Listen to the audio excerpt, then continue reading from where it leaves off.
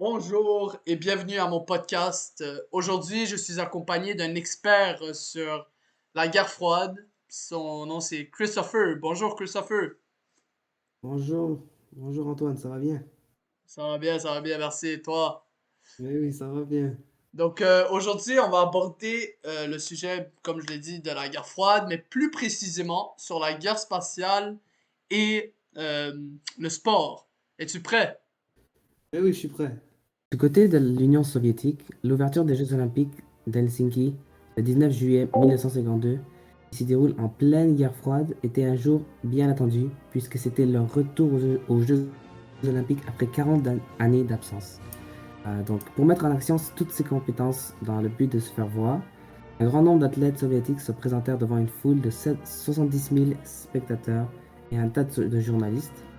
Euh, Vu qu'il y avait tellement de journalistes, ça promouvait la propagande, ce qui était exactement le but de Staline, pour démontrer aux démocraties d'Europe que le pouvoir du URSS. Cela avantagea beaucoup l'URSS et donna à cette superpuissance la chance de se redéfinir largement le but d'une politique étrangère, beaucoup plus ambitieuse. Donc, voici à partir de ce moment que les relations interliées commencèrent à se faire plus tendues. La guerre froide, elle pouvait s'accroître davantage. Euh, ouais. Du côté américain, le sport a toujours été présent et il y avait une grande partie de leur culture qui ils étaient déjà très très forts. Puis ils avaient déjà participé à plusieurs Jeux olympiques. L'URSS, de son côté, il ne participe pas trop à ces Jeux olympiques. Donc c'est pour ça que lorsque les soviétiques ils participent à ces Jeux olympiques de Helsinki et les États-Unis participaient déjà, le fait que les Soviétiques finissent en deuxième place, avec 5 médailles de la première place, c'était un moment très stressant pour les États-Unis, car malgré que les Soviétiques participaient jamais, ils ont quand même eu une place très importante.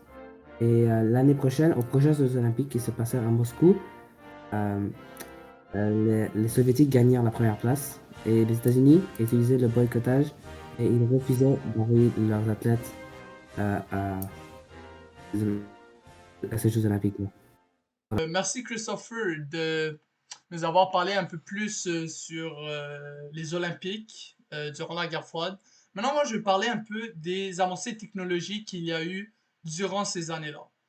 Donc, premièrement, on a eu la guerre spatiale, le nucléaire qui sera développé pendant ces années, et aussi la caméra qui sera utilisée comme objet d'espionnage.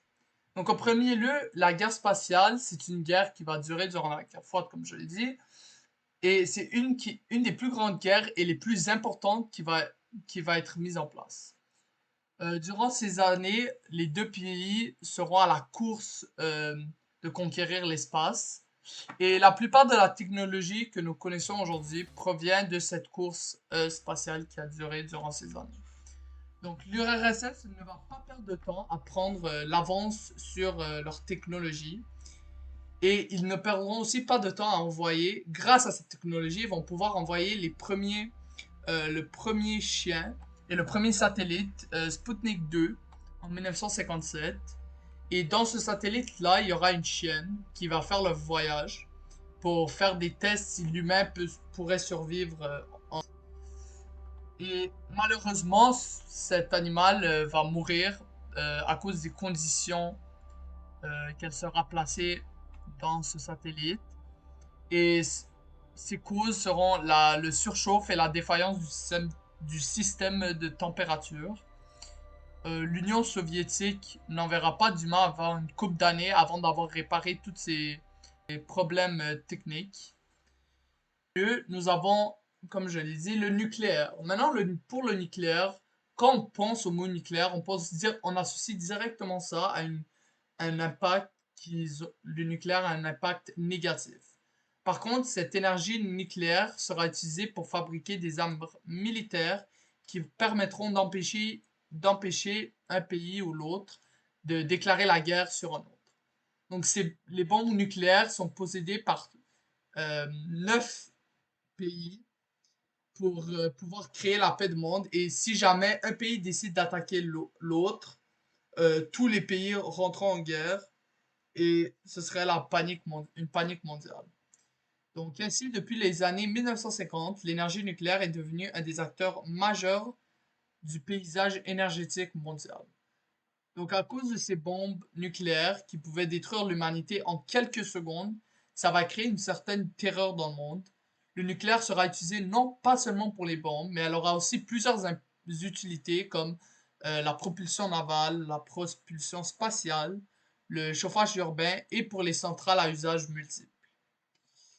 Donc en troisième lieu, l'avancée technologique qui révolutionna le monde contemporain sont les caméras. La caméra ne sera pas utilisée de la même façon qu'aujourd'hui. Elle a été inventée pour pouvoir espionner sur d'autres pays.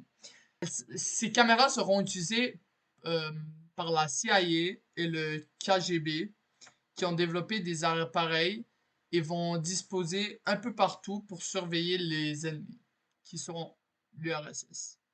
Il y aura plusieurs types de caméras qui seront utilisées pour l'espionnage, comme le MK128 et le MK123. Et plusieurs autres types de caméras, mais ceux-là sont les deux principales. Si nous n'avions pas eu le développement des caméras, nous n'aurions pas eu les téléphones qu'on connaît aujourd'hui. Et c'est une des raisons pourquoi j'ai choisi cette avancée technologie. Ouais. Donc, merci beaucoup, Christopher, d'être venu puis nous donner ton expertise sur ce sujet. Est-ce qu'il y aurait une dernière chose que tu aimerais dire aux spectateurs? Euh, j'aimerais bien leur dire que c'est très bien de se renseigner sur le passé. Par exemple, dans les différentes guerres qui s'est arrivé et sur les différents événements importants du passé. Parce que savoir connaître le passé, c'est bien parce que ça évite de reproduire les mêmes erreurs. Comme ça, tu apprends de tes erreurs au lieu de les reproduire. Merci, Et ouais. merci. Merci beaucoup. Merci, Christopher, pour ce Merci à dernier vous. commentaire. Et passe une belle journée. Passez une magnifique journée.